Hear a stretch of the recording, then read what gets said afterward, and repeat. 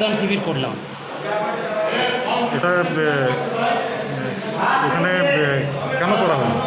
কেন করা হলো বলতে ধরুন, আমরা সবাই জানি গত 15ই জুন আমাদের বীরভূমের বীরপুত্র রাজেশ ওরাং নিহত হয়েছে। তার স্মৃতির উদ্দেশ্যে আমরা আজকে একটা রক্তদান শিবির করলাম। তার উদ্দেশ্যটা হচ্ছে আমাদের যে রক্তের চাহিদা, যে সমস্ত থ্যালাসেমিয়া পেশেন্টগুলো রয়েছে তাদের কাছে আমরা একটু যাতে রক্ত পৌঁছে দিতে পারি, তার জন্য একটা সার্বিক প্রচেষ্টা, ক্ষুদ্রতম প্রয়াস আমরা আজ করলাম। এরপরে আপনাদের কি পরিকল্পনা আছে?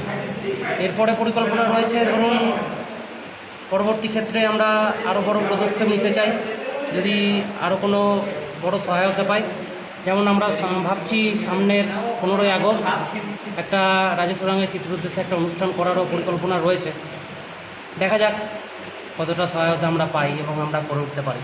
রাজেশ ওরাং কি এই ক্লাবের মেম্বার ছিল? একদম, এই যে সব বন্ধুরা রাজেশেরই বন্ধু, এরা সব রাজেশের বন্ধু। আমি হচ্ছে আমারও এদের সব ভাই ভাতৃ সম আর কি। রাজেশ আমার একদম পুরো ভাইয়ের মতন। আজকে রক্তদান শিবিরে কতজন রক্ত দিয়েছে?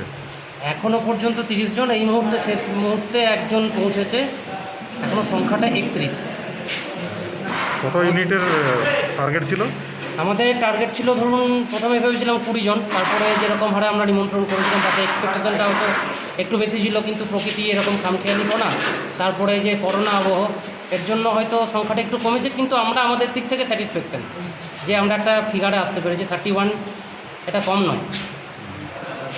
আপনার নাম? আমার নাম পীযূষ চ্যাটার্জি, হাওড়া।